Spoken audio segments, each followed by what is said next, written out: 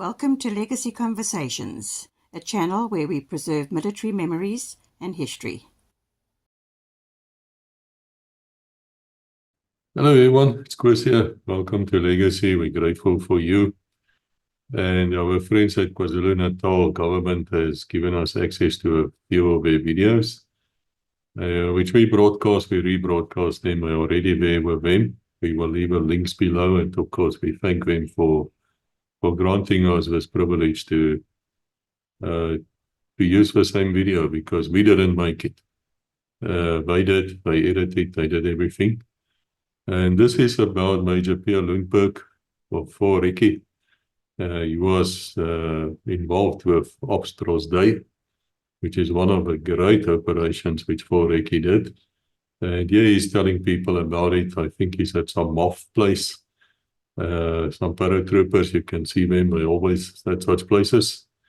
And we want to thank again everybody involved here. I must just say that we had to change the video slightly. Where there's any type of music, we had to remove it. Simply because there's a scam going on YouTube. What happens is you put any kind of music in, even the last post, and there will always be some wanker somewhere flagging it, saying no, the copyright belongs to him, even though he has no right to it whatsoever. YouTube don't care, they just agree. And then you have to go through a long process of trying to convince them you are not breaking the copyright law. Some people think it's a great thing. For me, it's just utter crap. From a legal viewpoint, it's nonsense, because it's a scam. Because what they do then is, once they say they have copyright on that music, they can place their little shitty ads here on your video, and it can be anything. And guess what? Then they write on your back like little monkeys, and they take all the money. No, it won't be more than $2 or $3 if they have to do this at great scale, but that is the scam. That's what they're doing, and that's why I'm so annoyed with it.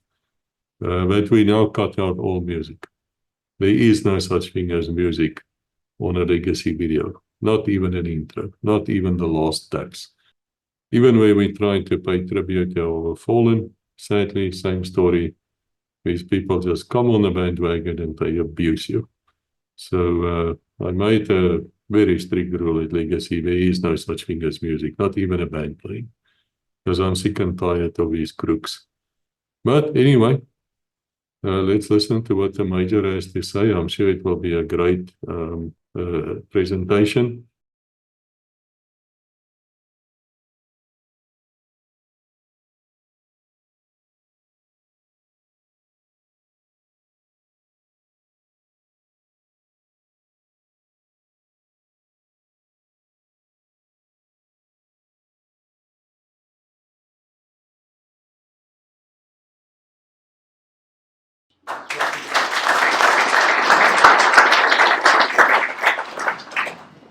So sometimes it's interesting to have these type of chats.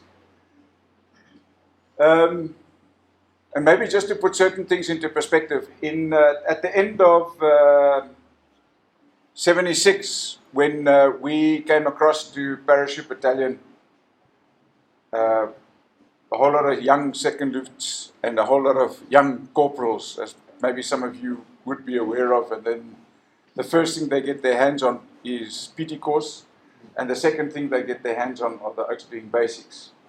And a lot of these guys that were with us then all wanted to, after paratrooper course, they wanted to go to the Recces, because that was now the next step. And we were only two Soties in this group, Peter Bowles and myself. And all the ropes all wanted to become Recces, and the two of us just shut our mouths. At the end of the time, and after a whole lot of periods and things like that, there were only two oaks who became Recces, and those were the two Soties. And unfortunately, Peter died a couple of years ago of cancer, but may his soul rest in peace. He was a very good friend of mine.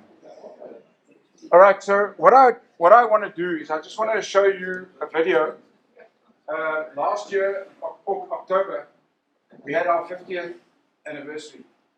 And we had a whole lot of celebrations over that weekend where a whole lot of operators came together. And you know, it's interesting, up until now, we are just over 1,300 operators from 1972 onwards. That gives you an average of about 23 guys per year. Last year, March, the last guys qualified. The guys are currently on cycle, and we had 8 guys qualified. So it's been a long period of things to go through, but we have now been through 50 years. This video was the celebration of the 50 years, so I'd just like to share this with you. What I'd also like to give you a bit of an insight into is we put together a presentation between Colonel Hannes Venter, Colonel Charles Lundberg, General Officer, Major General Steve Maloma, Colonel Yalu, and Colonel Lechuanu. The 2 last colonels that I mentioned are current serving operators. General Maloma was the previous General Officer Commander of Special Forces. Hannes Venter and Charles Lundberg were instrumental in Special Forces growth. And we put together a presentation of 2.5 hours, which we presented to the South African Military Veterans Association of Australia and New Zealand. And the Oaks were absolutely gobsmacked. And what's going to happen now is we're going to use this presentation in going back into Special Forces and all the youngsters currently in Special Forces, taking them through this so that they actually understand the history and why we do certain things the way that we do certain things. So just as an example, what came up there, and I want to share this with you because I think it's important. If you go and understand what's happening in Mozambique at the moment, we have Special Forces there, but it's part and parcel of a broader task force with Rwandans, Botswana, Special Forces, etc., and a whole lot of guys there. And the guys in head office cannot understand why the guys want different weapons. Because in a Special Forces team, the way that they're operating there, there's always a Dragunov with them as a sniper weapon. The bush is so dense there. It's taking 9 hours for a team to move 2 kilometers. That's the nature of the bush. So you can think, if you were a section or a falk trying to move through that bush, at that rate, you can't even see the oak next to you. Let alone get into a firing line. Let alone setting an ambush. Because where do you set this ambush? So what the Lapkoppe do, and the people who don't understand the term Lapkoppe, that's all the Al-Shabaab guys, what they do is they use the paths. But they walk 1 to 2 kilometers apart. So you have to change your whole way of thinking and your whole way of operating, because how do you set an ambush? When oaks are 1 to 2 kilometers apart, you can't. So they have now resorted to snatch type operations where they snatch oaks and all that type of stuff. However, you can be the hardest soldier, the best trained soldier in the world. When they're walking down the paths where these guys are walking and they're getting close to the areas where the Al-Shabaab is, they're coming across a stake in the ground with the baby's head on the stake. And around the stake and further along the path are the parts of the baby. That will break and crack anyone. Doesn't matter who you are. And there's a fundamental difference in the war that we are fighting there. The guys that we are fighting against are there to die. We are there to win the war. It's a different operating philosophy, and it's a different enemy that we are fighting. So what we're going to do in understanding what our guys currently, operators and things, are the type of challenges that they are facing in that part of the world. And it's not far from them. And that's reality. So if we think we as glorified paratroopers could fight the war, it's a different thing what the oaks are involved with these days. So let's just respect and understand that. So let me just go into this video for you. Where's the sound? These volunteers are highly trained and skilled. Just turn this up here. Dedication, ability, and camaraderie make them legends. In the early 70s, the legend founding members of the nucleus of South Africa's That's as loud as Special we can go. Forces, Yeah, sorry. better known as the Dirty Dozen. In Okay, so 1972, one reconnaissance okay,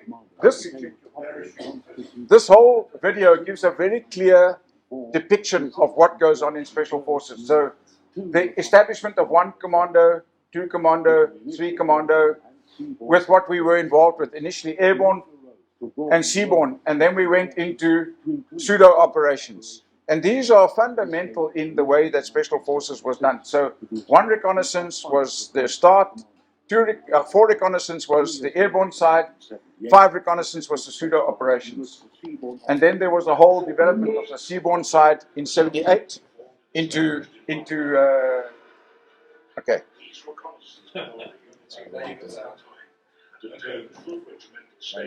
All right, so you can just listen now. And support unit based in Pretoria. In 1996, the organization became better known as the Special Forces Brigade, and in 2002, the Special Forces School for Training became a standalone unit. And that's now Valmanstal. So where 44 used to be. Still are characterized by their frequent operational deployment and successes on an unprecedented scale.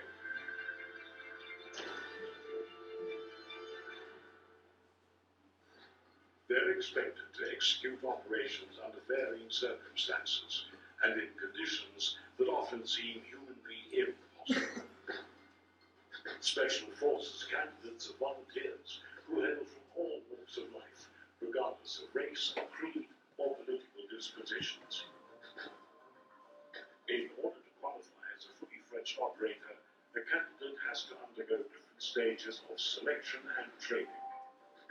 The extended and arduous training cycle is enhanced by advanced and specialized courses requiring prospective members to successfully conduct special operations. During periods of conflict, the Special Forces enhance the versatility of joint forces by conducting specialist reconnaissance as well as offensive operations. As a strike force, they have the capability to destroy or disrupt specific targets, including military infrastructure, command and control systems, as well as lines of communication.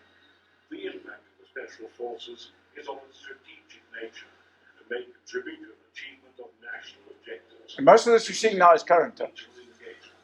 Counter-terrorism operations, precision strikes on military objectives, or intelligence gathering during times of war.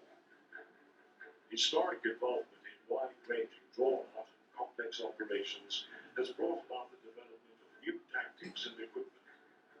Bushcraft and survival skills in the African wilds, and a unique approach to long-range independent missions.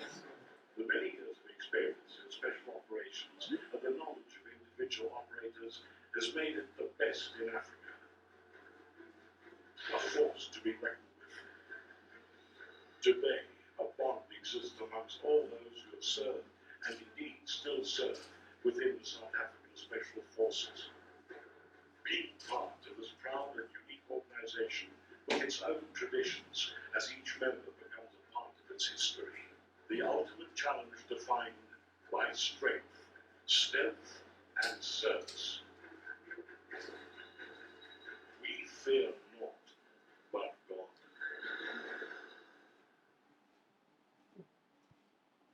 So just a couple of interesting things on this. So if you see all the components that Special Forces do, and you go and pull that together and you go and try and evaluate and match that against Special Forces across various countries in the world, you don't get that. That our Special Forces cover all of those things. You get different types of operations that are covered by different groups within their forces. So, for instance, if you take the US, your SEALs do X, your Rangers do Y, these guys do that. If you look at the South African force, we do all of that. So it creates a lot of a requirement on diversity within the training and the ability to execute. The other thing that you saw, there was a parade just now where you saw the old flags and the new flags. At our memorial parade, we always have at Special Forces headquarters, and it's the only one in the country where they fly the old flags and the new flags together, because Special Forces has always been an integrated service right from the start. So it's always a good thing to go there and experience that within that organization. So let me get down into the presentation then.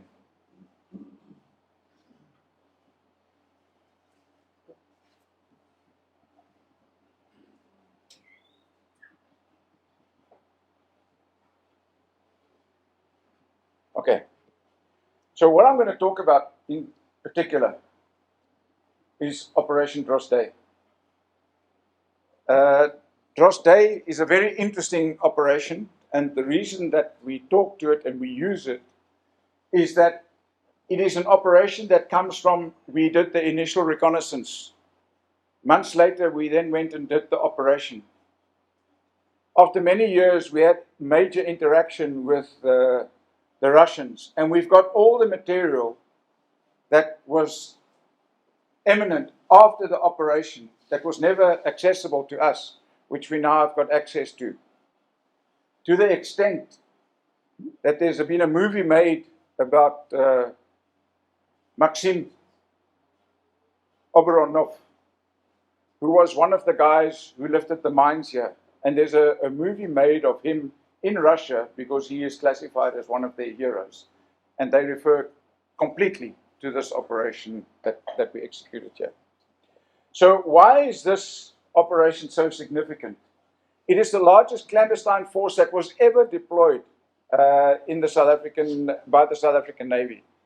And obviously, the largest group of Special Forces guys, and viewed by many in Russia as the most successful clandestine diving operation against them since World War I. And they termed this Operation Sea Fox with respect to the impact that went afterwards. And obviously, the comics had a lot to say about it. So just an introduction, it was covered in previously, an introduction to Special Forces Regiment, 4 Special Forces Regiment, which used to be called 4 Reconnaissance Regiment, which used to be called 4 Reconnaissance Commando. So the brief history.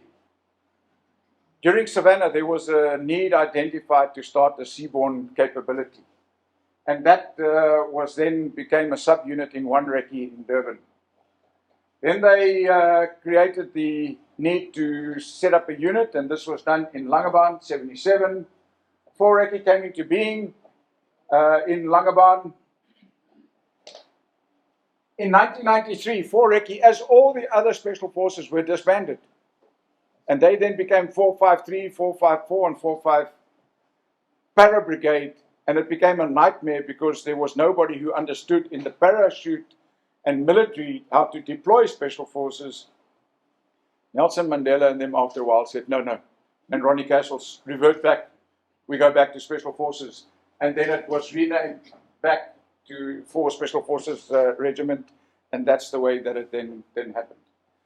So seaborne is the way that we move in 4 Recce. We are a seaborne unit, primarily using the Navy and other mechanisms. Occasionally, just to get ourselves right again, they would take some of us and they send us to the bush so we can just go and maintain our skill sets in that environment, which was always interesting for us because we were not so handy in the bush at times. We were normally known within the group as the Kreefrekkies. Hey, Mark? We've never really come. Just the seaborne operator, after qualifying as a Special Forces operator, having gone through the whole cycle, you then, the guys that get posted to 4 Recce have to go through another 6 to 8 months cycle before you qualify as a seaborne operator. So you've got to go and do all your seaborne skills. Those that go on to diving become diving skills and everything like that. And a big part of it is the whole learning how to work in the water, learning how to collaborate with the Navy, learning how to swim and work in the water at night. Key. So what does their seaborn training entail? Water work, boat work, small boat work, handling of boats, parachute, all the type of stuff, the collaboration with the Navy, landing. So this looks nice. So all the boat guys, the ski boat guys doing their fishing, we carry 18, 12 guys on these boats and do surf landings and beaches at night, dark moon in this. And you go and do Richards Bay and these areas, not fun. A lot of work at night, and then obviously underwater demolition. So those are all the key components that you undergo in your training. And then we have a very special relationship with the Navy, as depicted over here. Strike craft over there. And strike craft, we went through projects to be able to carry our Barracuda boats. The Barracuda boats are derived from shark sport. The shark sport boats that they use here, the Ace craft. That was the initial design. And obviously it morphed into what we needed. And now they've morphed it into more of a specialized boat as well. But there were specific ramps defined and developed there so that we could launch and collect these boats on the strike craft. When we did that, they took off the back gun and put our boats on top. There you got some strike craft at Donkergat, obviously on the submarine. Here you can see the boats on the strike craft. A lot of work with Tafelberg, Drakensberg, Tafelberg, submarines, and PP before she died. And then obviously our biggest need was the Uber for Recce's. And that they were only more reliable than the current Uber. But the strike craft flotilla was a huge component of our work in being able to take us and move us around. All our clandestine work, submarines. So, just a bit about the pig, because this operation talks to you a lot about the pig. The pig is the sub. This is what it's like trying to work on the deck of a sub. You can see there's very little space, so we've got to get our boats up here, prepped and ready, all in the dock. And that on top there is the conning tower. That's where they sit and they monitor what's going on and when you're on surface. A bit more. We used to call it the diesel-driven drain pipe. The best whale sighting ever when you're waiting for somebody to come and fetch you. But just also some of the things, 50 submariners plus 6 special forces crew on board. That's what they could carry. That's 56 bodies. Hot bunking in this area. In here you can see the hot bunking. So 2 shifts, so the oaks are continuously swapping the bunking. Special forces, these are the forward torpedoes. We would hang hammocks here. This is where we would stay and live in hammocks on that in that period. Condensation, it's like a rainforest in there. So when you get up to Angola, it is continuously raining inside the submarine of the condensation. Dehumidifiers, the smell and personal hygiene doesn't exist. And showers, there are no showers. So when you go onto operations, it's the only time that you can shower. But the problem is the water is so hard that soap doesn't lather. So to try and get Blackie's Beautiful off becomes quite a nightmare. So you might just live with it for the period. Okay, Sergeant Drosdy. So we were tasked to inflict maximum disruption on all the enemy logistic supply lines which originated out of Namib. Now Namib being a major port, so you got Luanda, Lobito, and Namib. And especially in the 86, 85, 86 era, there was a huge amount of logistics that were moving through Namib, through to the east, where all the big operations were going, especially around Carnival, that area, Ops, Hooper, Packer, and all of those, all that stuff happening over there. So part and parcel of the operation was, let's go and disrupt the supply lines. But to be able to do that, we had to do 2 operations. Side was the reconnaissance, and Drosdy was the operation itself. So, just so that you get a picture again, as a reminder, as many of you know, the Angolan theater, you had all the operations running in these areas. Here's Namib, the main supply line into there. Lobito over here, and then Luanda. So all of that going down there. So our task was to disrupt this main line coming in here. So we were tasked, and I was tasked with this operation. 16th of February to the 14th of March. That's the time we were on the submarine. So before this, all the preparation that took place, everything, and then we ran. The boat, commanded by Jan Rabe, and then my team was myself, Johan Hechter, Martin Kelly, Benji Burke, Phil Haps, Pedrito, and we were going to use 2 inflatables, 2 K50s. So on that, we've got to have fuel. Before we did the reconnaissance on site, we actually went to Lobito and did some work in Lobito as well. Very interesting about that one was when we did our first launch into Lobito, I'd been on the casing, we got everything prepared. And then I went up to the conning tower just to finalize on the conning tower. And when I came down from the conning tower, there was a storm coming in already. And as I looked back at the conning tower, there was St. Elmo's fire going over the whole submarine. Around all the guys' heads that were standing on the conning tower and back into the water. This blue-orange light going across there. And I thought to myself, what do I do? Do we carry on? I don't know what the storm is going to do. Or do we call it? And the reason I'm telling you this is that there is only one oak who makes that call. There is no general who can tell you before in briefings that you make this call. He can't tell you because he doesn't know the stuff on the ground. There's only one guy that makes the call to call it or to go. And you take the consequence of that. Okay. That night I called it because the storm was coming, so I called it.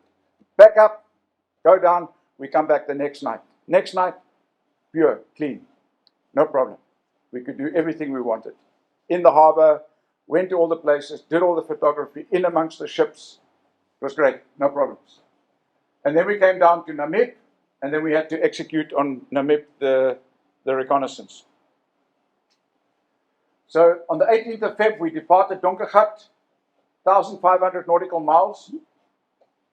Just look at that, submerged. She runs at 15 knots, that's 28 kilometers an hour. Snorkeling at 8 knots, and on surface 12 knots. A hippo runs faster underwater on a river than the submarine. So the 26th to the 28th of February, we did the reconnaissance on Lobito that I mentioned. And then on the 4th of March, we went in with the inflatable boats into Namib. And then on the 14th of March, we arrived back in Langebaan. So the time on board was 24 days. And that's a key thing because you're now keeping an operator in this environment for 24 days. It's very difficult because you cannot keep your levels of fitness. You've got to keep the oaks busy. What do you keep the oaks busy with in a space like this? If you go into a submarine, you're probably sitting, oaks are sleeping there, oaks are sleeping here, and here's the gangway. That's how big it is inside. And how do you keep your oaks going? We watch lots of movies, and a lot of our guys qualified on some of the systems. So the Recce. So we went in first into the harbor on the 4th of March.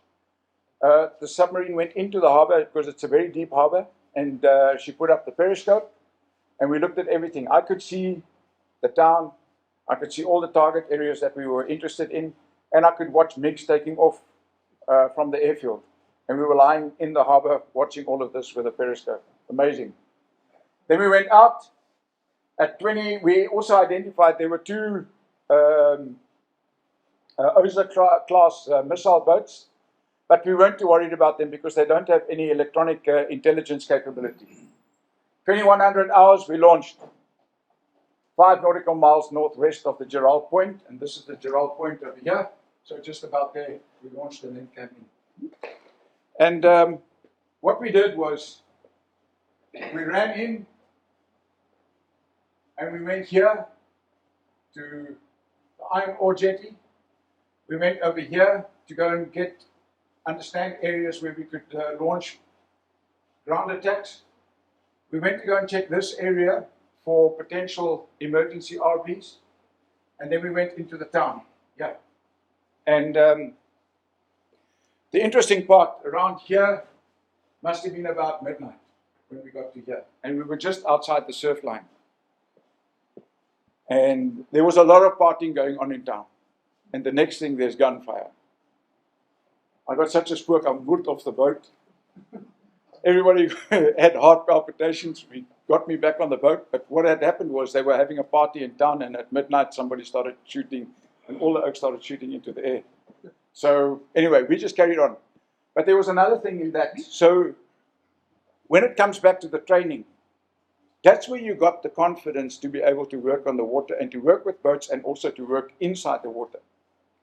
Because I never realized until I had done the training that it's extremely difficult to see a guy in the water if you're looking for him and you don't know what you're looking for.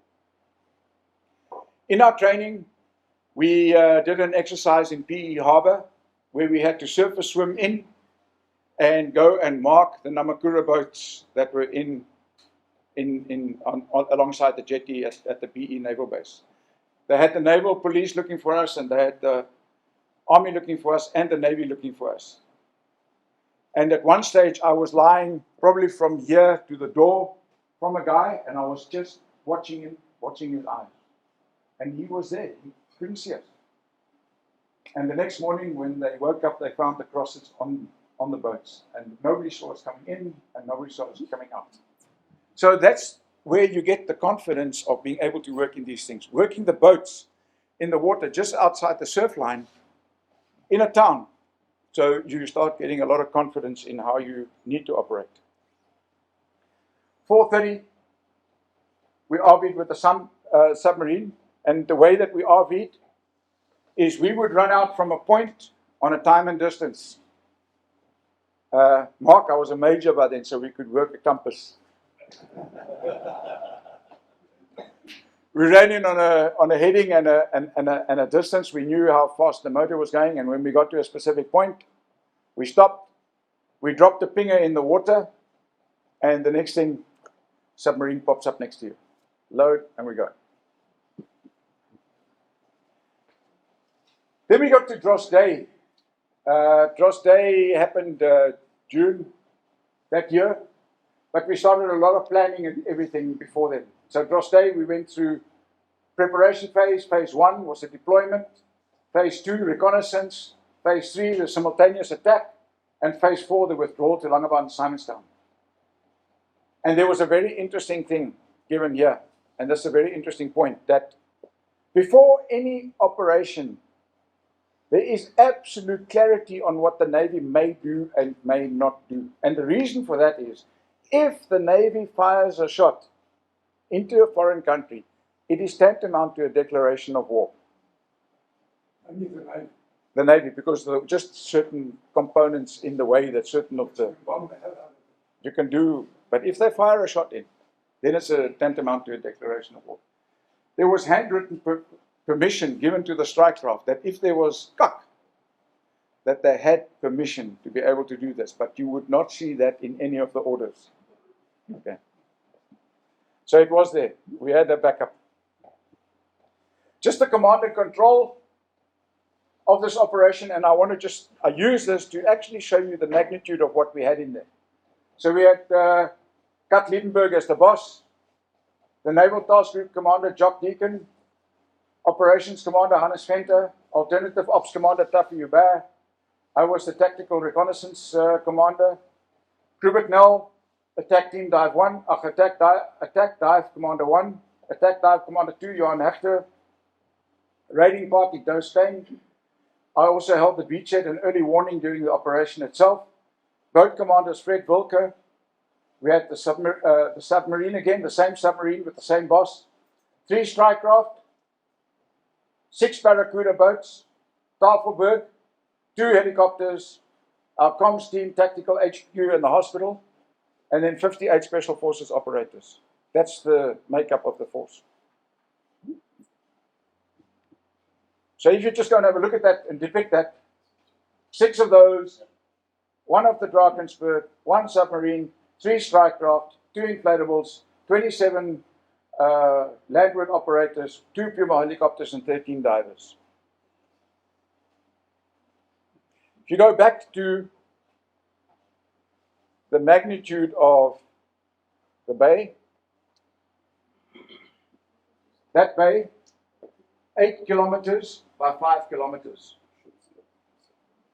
We were going to execute this operation in that bay with no radio comms. So everything was planned with time. Timings, timings, timings. So you cannot break the timings. If you break timings, you either stop your component and withdraw. This is the teams that participated. The reason I put this up is because there are 30,000 other wannabes out there. So if you weren't there, this is the guys that were there.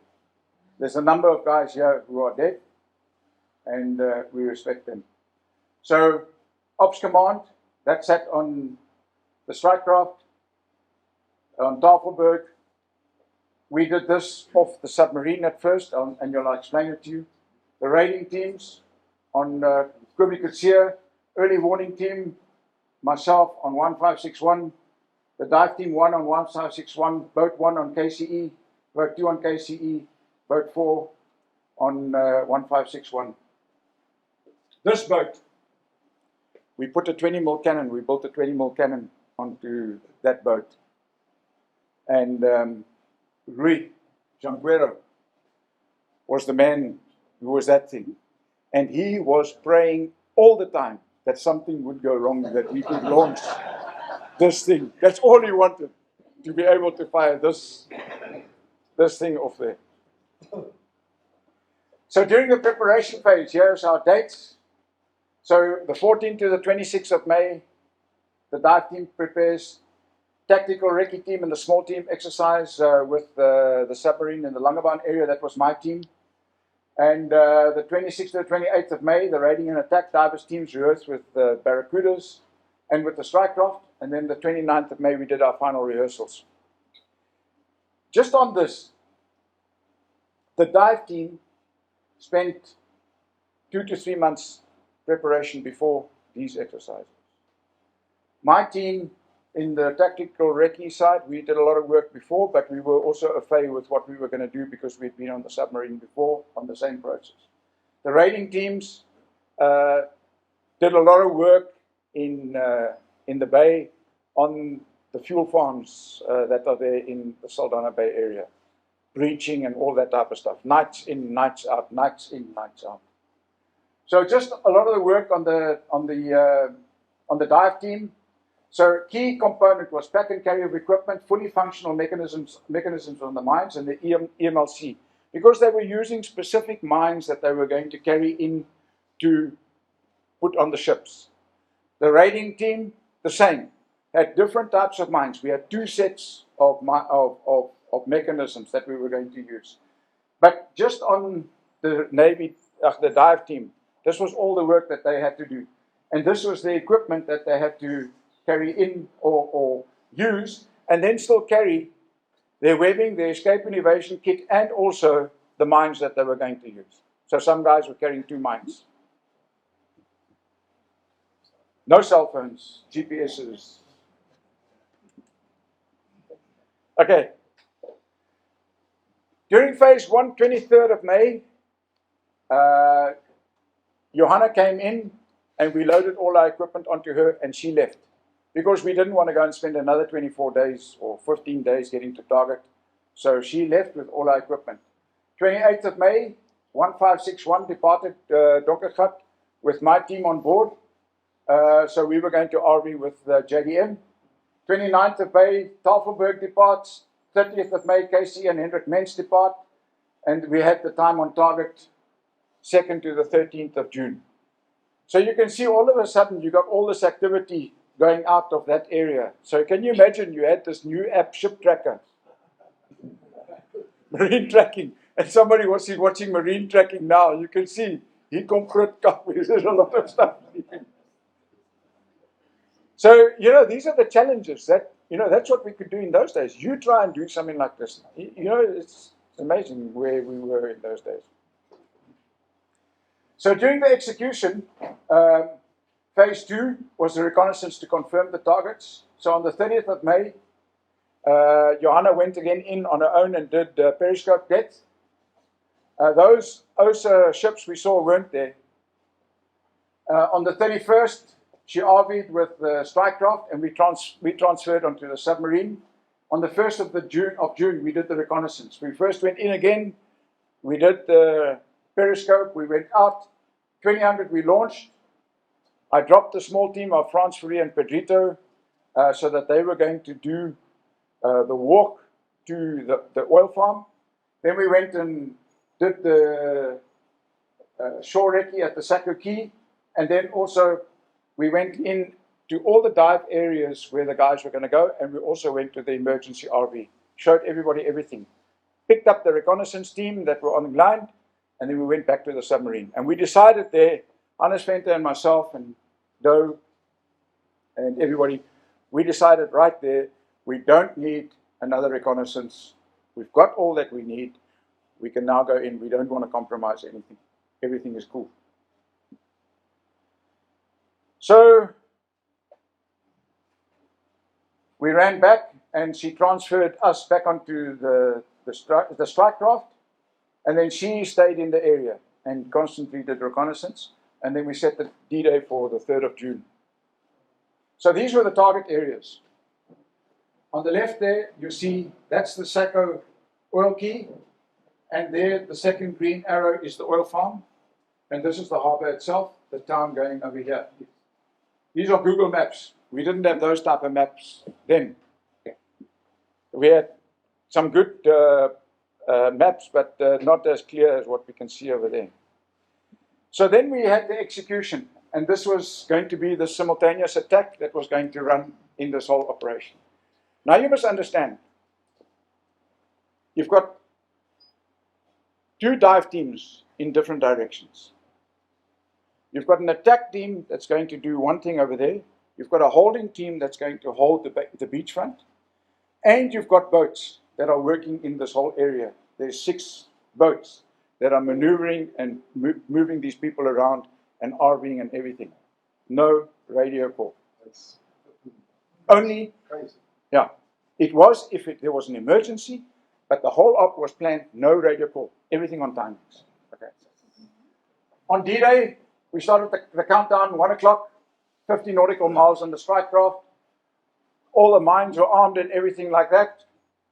We planned the Barracuda launch time at 2000 hours. We aborted the launch because there was a problem on one of the ramps at KCE because it couldn't lift, so we couldn't drop a boat. So we called the operation, everybody back on board, clean up again, go to sleep. Next day we start the process again. But the interesting thing is, and this is where I say sometimes things work, sometimes they don't work. That night, there were 2 neutral Greek and Italian vessels in the harbor. Passenger vessels, small passenger vessels. If we had gone in that night, those things would have been taken. That would have been a disaster. The next night, countdown commenced. The JDM was in the harbor. She confirmed the targets. So we ran in 5 nautical miles, ideal sea conditions, and the boats ran. And we ran in, and at a point we split. 1 boat to there, 2 boats there, 2 boats down there. 2 boats, 2 boats, 2 boats, sorry. And we dropped off the team. Is there power for this? Yeah. For the computer? It's saying it's losing power.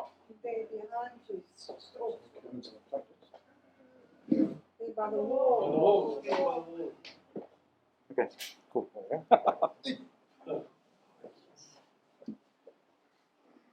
So then, dive team 1, they were going to hit, and there was on the iron ore jetty, there was a big LP gas ship.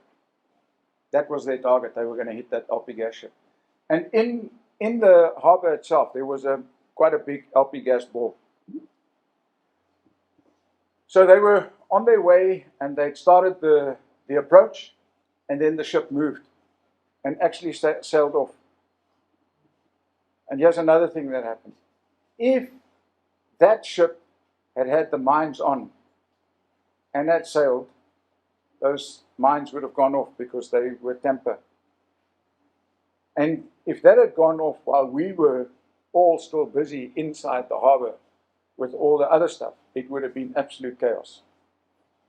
So the guys had to pull back, much to their disappointment.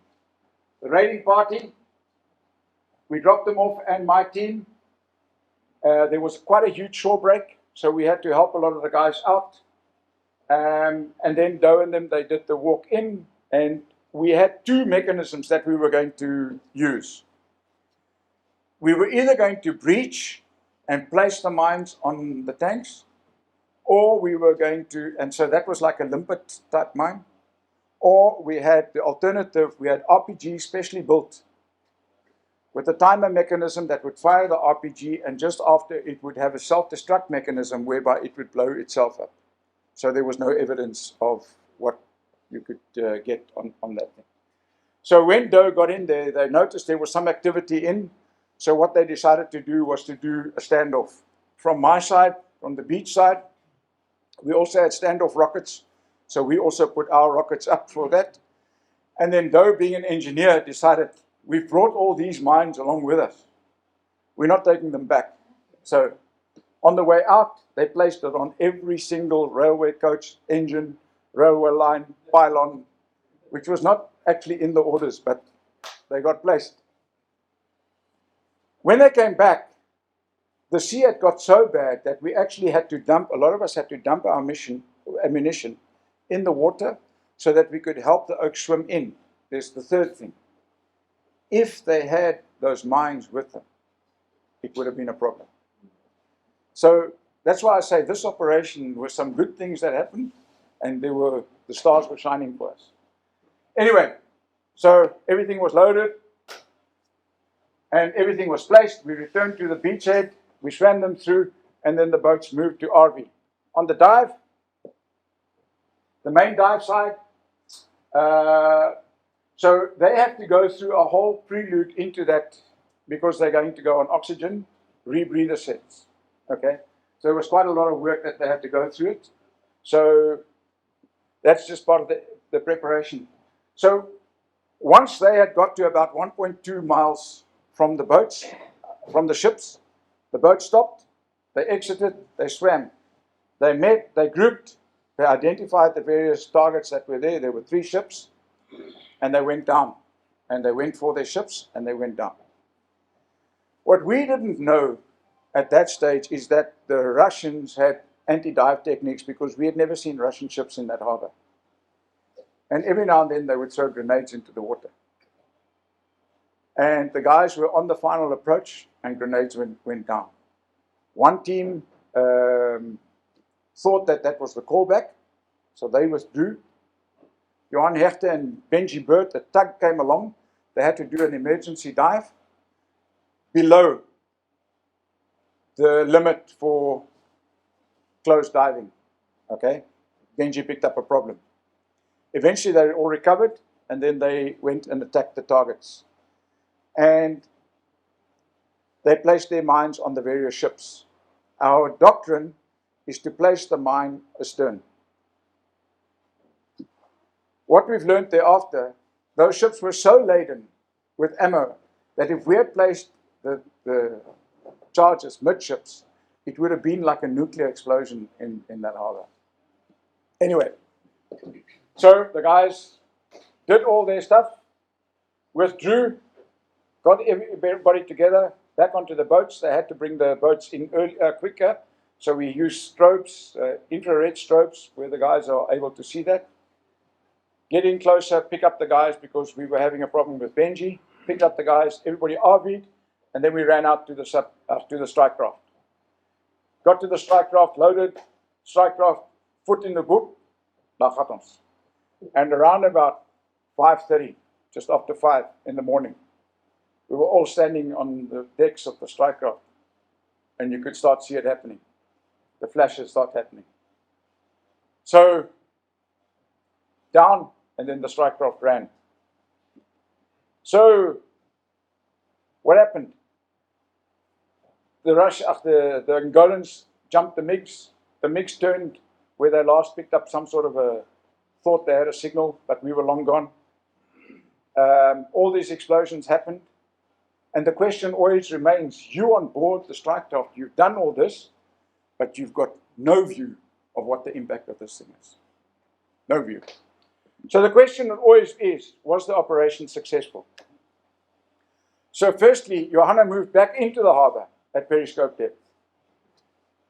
So this is, old Jan Rabie was a brave man, going back into the harbor with all this cuck had now happened, and we went and had a look, and he confirmed there was the fuel farm was ablaze, except the LPG tank and one reservoir. One locomotive was destroyed. 3 of the 4 ships were listing alongside the quay. 2 Russian ships, and then the Havana was a Cuban cargo ship. 12,000 tons, 16,000 tons, and 6,000 tons. According to the Russian literature, the 3 ships were packed with 30,000 tons of weapons and ammunition that was supposed to go to the east. So we asked the question, was the operation successful? Yeah. What happened? At 4 o'clock, 3 detonated simultaneously on Captain Chikov. 5:33, this is now from the Russian literature. The fuel farm blew. Captain Vishlybekov followed immediately thereafter, and her crew, assisted with Captain Chikov, rushed back to save their own ship. Havana perished somewhere in between. 8:40, the Angolans realized it was a seaborn raid, and they called for the MiGs. And at 9:34, MiGs were dispatched from Kamhama, but we were already long gone. There are the ships. 3 mines, 2 mines. That's the Havana, Captain Chikov, and Captain Vishlybekov. So the impact of this, the Russian President Gorbachev at the time almost cut off his visit to Poland. He was busy visiting Poland. They tasked the Russian forces to go and rescue their Russian ships. They sent the Spetsnaz unit from Moscow with the IL-76. There was far more increased activity coming down the coast. The loss of ammunition and supplies delayed the move to retake the strategic town of Mavinga. So the Cubans and the Russians and the Angolans were going to take Mavinga, so everything had to be delayed because they had no more ammo to be able to do this. This allowed for the counter-strike by South African forces on Cuito Carnival and the disruption of the stockpile fuel and ammunitions. The interesting part, the only medals for bravery awarded for this operation were 6 Russians who were flown out to salvage this operation. 3 orders of the Red Star, which given to the officers, and 3 distinctions in military service, of which Maxim Oberov is one of them. And that's the guy who the movie was made of. And it's very interesting because they came to South Africa, they made the movie here in South Africa and everything. They flew Dostane to Russia to go and meet Maxim's mother. The whole movie, it's amazing to watch the movie. It's about a 55-minute movie. And obviously the Russian story is they were successful, but at the end of the day, like one of those. So what was the aftermath? Was this operation too effective?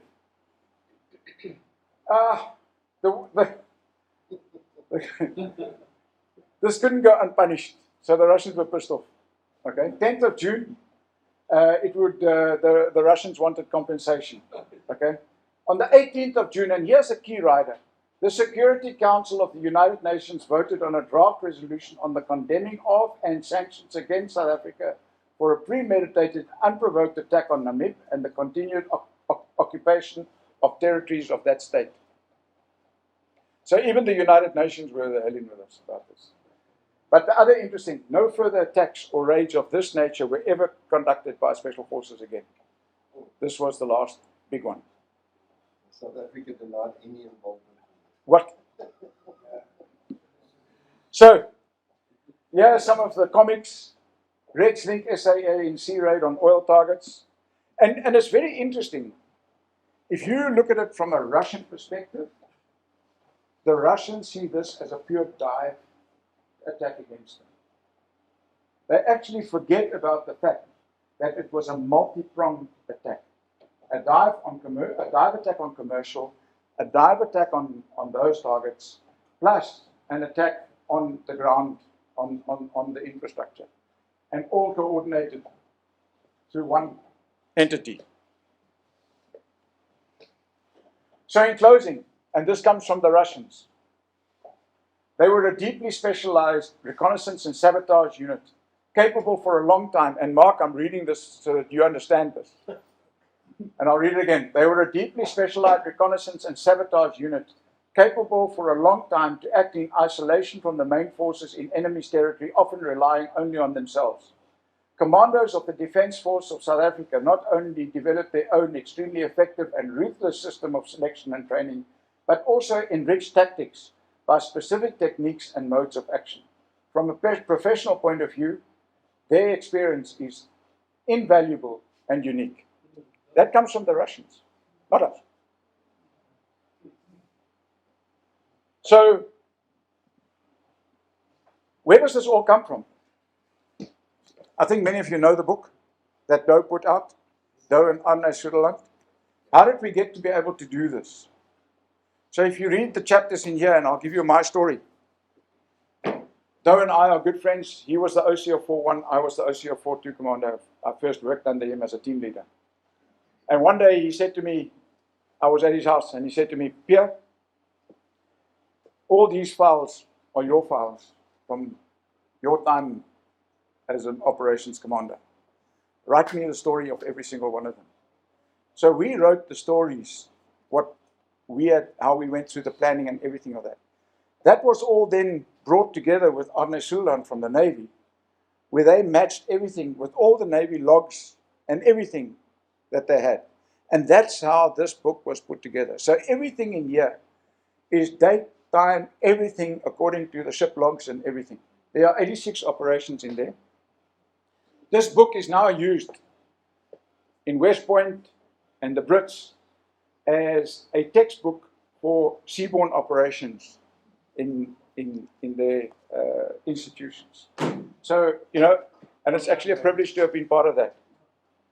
Then, in closing, we have our Special Forces. Mark, won't you come up here, please? Or somebody just help Mark. So we have our Special Forces memorials. This is the one at 4 Recce, which I decided to put this one up because this is where it is over this side. Please, George. George, on this side. And I just want to share that with you. Even if I'm called upon to perform tasks in isolation and in extreme conditions, I'm willing to pay the ultimate price. And I want to share with you a video. So just bear with me as I just get to it. I am a Special Forces operator. I will go where others fear to go. I will do what others cannot do. I will face the impossible and triumph over. I seek neither fame nor glory. I seek neither medals nor praise. I seek only the acknowledgement of my brother operators, for they alone can judge me, and to be counted amongst them is my greatest honor. I will never dishonor my brothers for the name of Special Forces. I will never turn away from any challenge. I will face anything and succeed. Nothing will stop me save death, and even this will be temporary. My memory will spur my brothers on.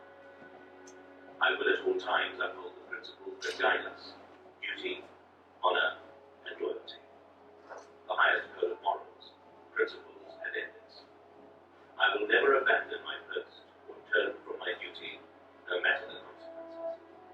I will always remember my brothers who have made the supreme sacrifice. They will be with me at all times in my thoughts and prayers. Their deeds will not go unrecorded, and their songs will not go memory will inspire me constantly. I know that wherever I am, whatever the situation, I am always in my brother's thoughts and prayers. And if ever my need is near me, I know that my brother operators will always come to my aid, swiftly, regardless of danger or risk, to stand by my side and help me. And knowing this gives me strength to face anything, anywhere, at any time, resolutely, with courage and determination. For I am proud to say that I stand counted amongst those few, those brave and elite few, silent and unseen, but ever present, who can truly say, we fear naught but God. For I am a Special Forces operator. Bravo.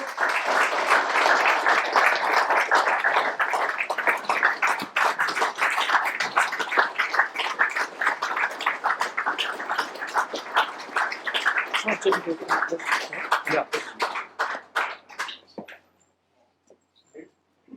Thanks, guys, and thanks for the opportunity. I just wanted to check if there are any questions. Any questions or comments? It was the name of the Deutsche Person. Is that Yes. the doctor?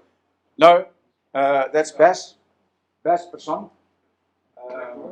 That's Wouter Person. There's two Wouter Persons. Bas Person, we call him Bas. He was a captain at 180, and Dr. Wouter Person. Dr. Wouter Person is actually doing a talk under Special Forces at the moment, Weapons of Mass Destruction in Pretoria, I think next month or this month. Next month. So if people get the chance to go and see that, it's going to be quite a talk. I'll send the link to it on the group. I just wanted to find out if this ops was planned in combination with the one in 85 that we turned it off, or if it was planned afterwards because of the one in 85. It was planned after 85. If you go, you're talking about Argon. Yes.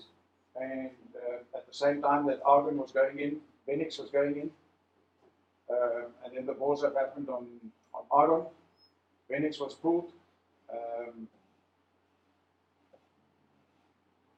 I think this could have been probably, barring one or two, this could have been the next big one.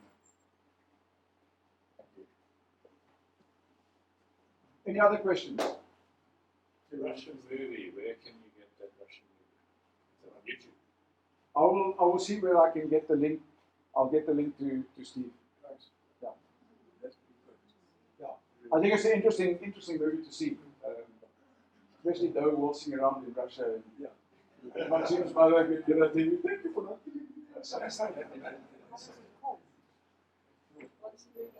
No, it's a Russian movie. You won't find it. But it has now already been translated. Yeah.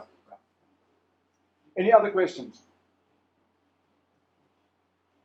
Hello, I'm in Melbourne. I was the Navy lady. Yes. And it's so delightful for me to see the names because many of them I work with and Brian Lonk and actually I reported to. But I just really truly want to share with you that clue from the submarine when you've been at sea for so many days. And you come alongside. I don't know, did you come alongside in Yeah. Austria? And they've got the specific submarine duty. Yeah. I was on duty one night and the submarine came alongside. And as that hatch opened, there was like this balloon that came out. And everybody runs in different directions because, as you say, the ocean is nonsense. But it was great for me as a Navy person to actually see working together. Yeah. I think too often we work in our little silos and we actually don't realize how well we work as a team. And thank you, I certainly enjoyed listening to you. I think one of the things that a lot of people don't understand, and a lot of people never knew, was how 4 Recce actually functioned and how we execute. And, you know, a lot of people will ask me, but were you in the Navy? No. We did our training in the Army. We still had to go and do formative course and combat team commanders and combat group commanders and all that other stuff, and then do this work as well. So, but the relationship us officers at 4 Recce had with the Navy, like, for instance, Doe, and I think one other, they went into the Naval Staff Course. So, yeah, they're special. Sorry, how's it? Just on the Russian diver went and removed a couple of living mines and hadn't gone. What boats are those attached and what would the then impact be? Those boats had gone off already. There was one or two that didn't go off, and in actual fact, when you watch I'll get the movie to the guys. You watch how we built, when the Russians came, we built the dummy mine for them, and and Maxim actually showed us how they took it off them. So what they did was they managed to get some rope around it, and then they took that rope for a long way onto a boat, and then they pulled it to flick it off. So that's the way that they could get it off. And I think they recovered one or two. Sometimes in those type of operations, it's very difficult to understand exactly how these things are going to work in different sea conditions and things like that. So sometimes they don't actually work. Very interesting thing what happened recently is I was contacted out of the Netherlands to consult to an engineering consulting team who were going to look at the dredging of that harbour. Because all of a sudden they became aware that we had done some of these things, so I had to give them some input into what happened in '86, and I did this last year for them. So it's interesting. What was the weight a diver carried, more or less, when he did such an operation? So probably with all your kit, all your rebreather, all your kit, etc., probably 40 kilos just on your dive kit. That's the mines, 10 kilos per mine. But remember,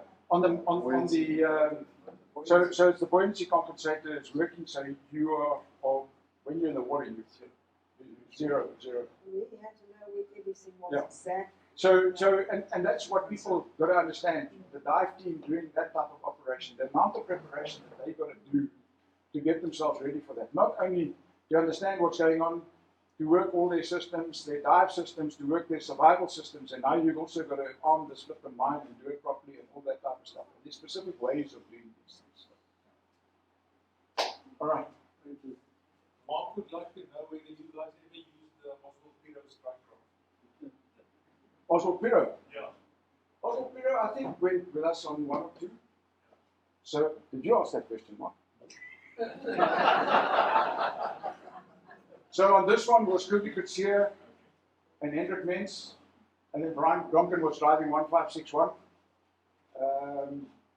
I'll tell you another story of Gert Engelbrecht. I was coming back from the East Coast with him, and then we were coming down past Neisner, and he had to go into Neisner, so we dropped off a boat so he could go into Neisner. Took him on the boat, and I decided I'm going to go on the boat with him as well.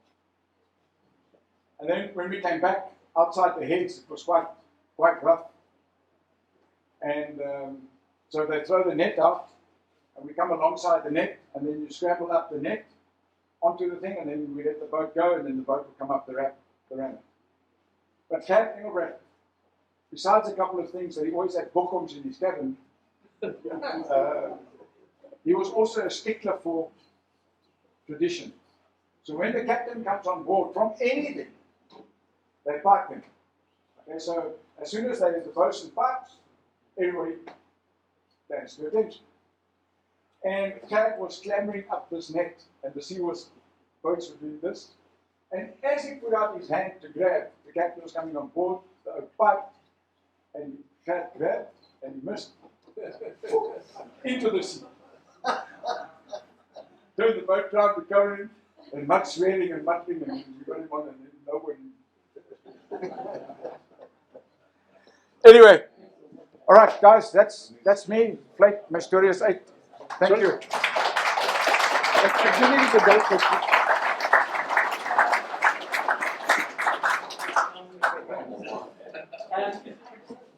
Good evening, guys. Thank you very much for all being here. The brothers, the ladies, and other guests. Really great to have you all here. My name is Alan Montiel. I'm the current chairman of our PDO. And so, not having seen too many of these, it's really good to see you all here. And all I can say is, having done our time on the border, and that I'm always amazed by every time what I hear about what our Special Forces guys did. And as the years go by, we hear more of these stories, and it's so good to hear one that comes, and all these that come out of the mouth of the guys who did it. So, Pierre and Mark, thank you very much for your service, and may God bless you and your families. Thank you.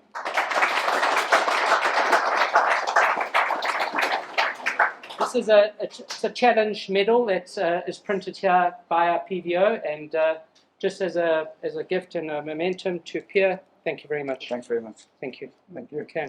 Thank you. Thank you, guys. Thanks, guys.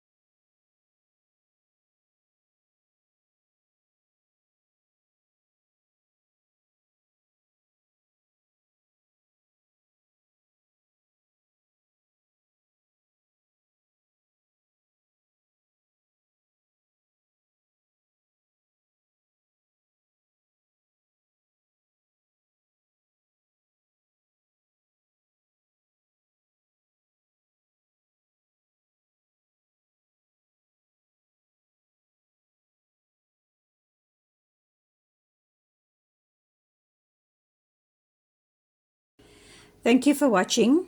Please like, subscribe, and ring the bell to receive notifications.